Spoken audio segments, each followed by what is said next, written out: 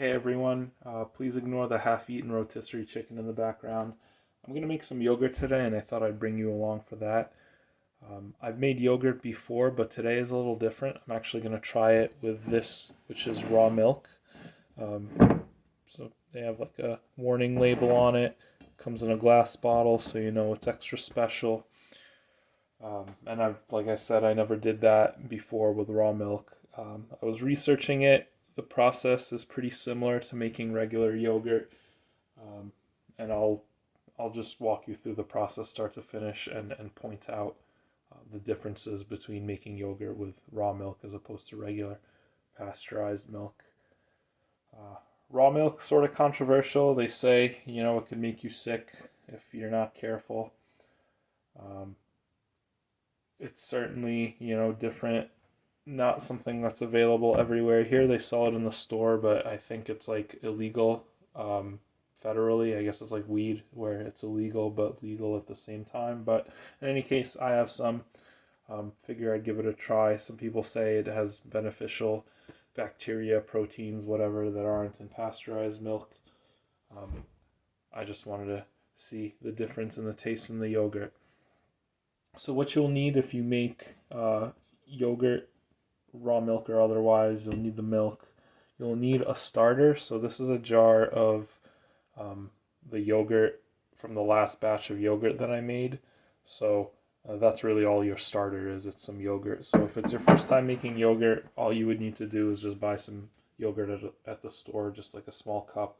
Just make sure it's plain yogurt and read the label. Find that it says like made with live and active cultures or has live and active cultures, something like that. Most of them do have that though. So that's so that'll be your starter, and then you could use a yogurt maker or a what do they call it, an instant pot. Um, I don't have that. I don't have either one of those. I'm just going to use a cast iron. Um, and last thing you'll need is a little cooking thermometer. So first thing I'm going to do is add the milk to the cast iron. So really all we're going to do is heat up this milk. And then add the yogurt starter. But obviously the first step is to pour the milk in. Let's see, it'll be a good money shot, hopefully. Oh yeah, look at that raw milk.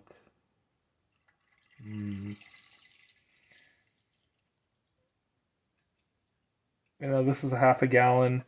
Usually you would use a cup of starter to a gallon of milk. I'm gonna just use the whole cup for this half gallon.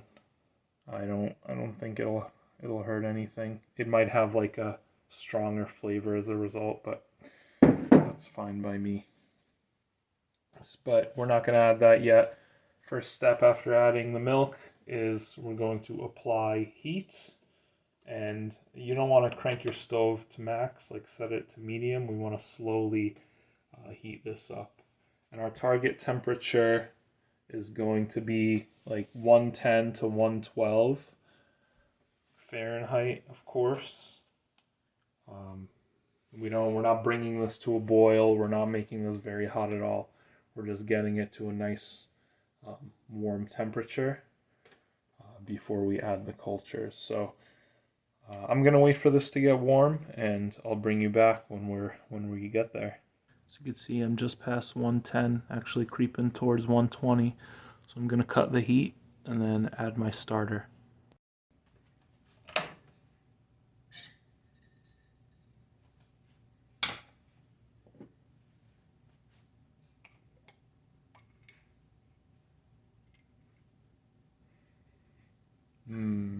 Smells good.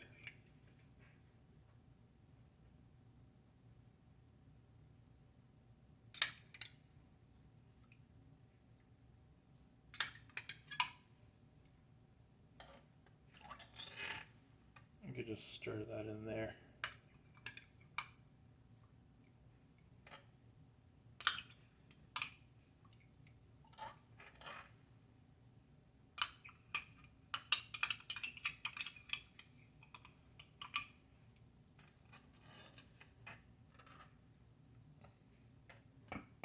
You don't have to go crazy with the stirring, just spread it all around there.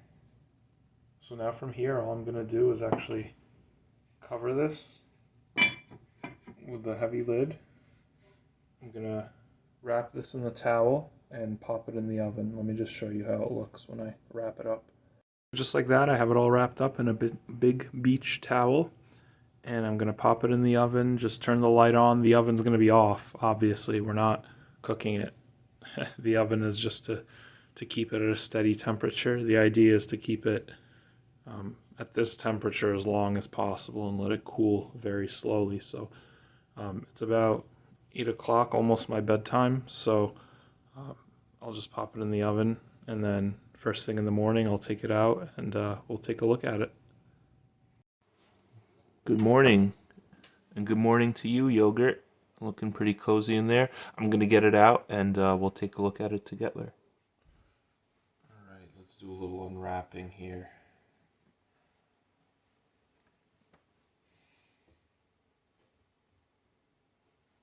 Still feels a little warm, just a tad bit warm. And there she is.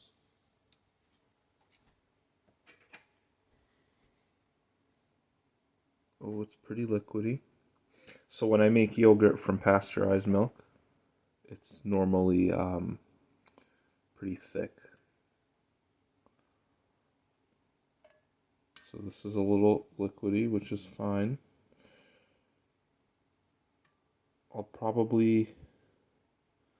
I'm wondering, it's kind of on the verge of being too liquidy to eat like this, so I'm thinking of drinking it like a kefir. Maybe I'll just try to eat it. Let's do a very important taste test.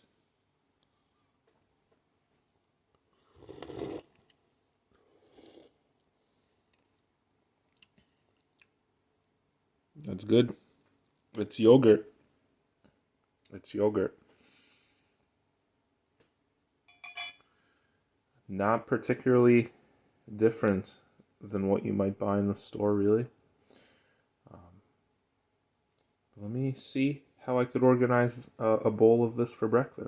So I got my breakfast in the bowl there. What I'm doing now is I'm actually putting the rest of the yogurt into mason jars. I'm going to pop those in the fridge, and I'm hoping that it solidifies a little bit as it gets colder.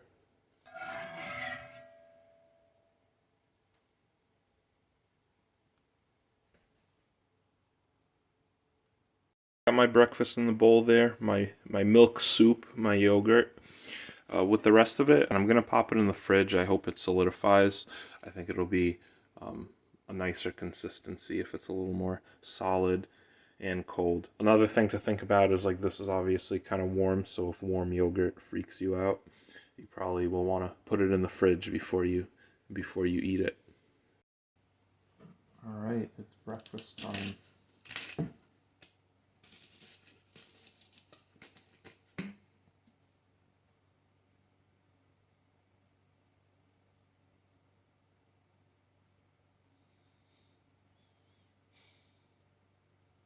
Say when.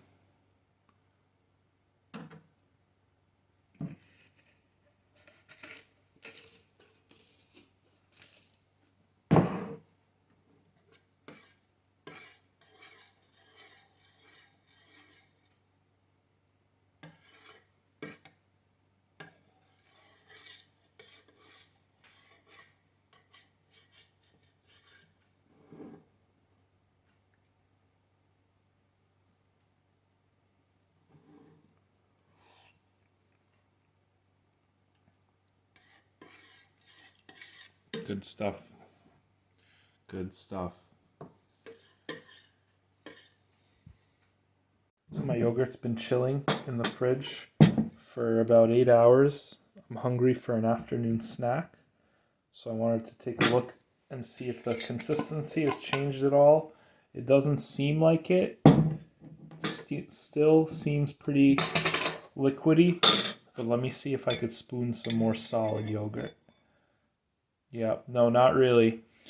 So it looks like, for sure, with the raw milk, heating it to only 110 degrees or so, it's going to be a more liquidy consistency than if you heated it to 180 like you would typically do with pasteurized milk. So I guess obviously you could heat raw milk higher, but then it's like you're pasteurizing it, so maybe it defeats the purpose a little bit. I don't know. I'll let you decide that. Would I make this again? Yeah, I'd probably make it again. I probably would heat it to 180. It wouldn't be quite the same as pasteurization, but I would just prefer thicker yogurt. But in any case, liquidy or thick, still delicious.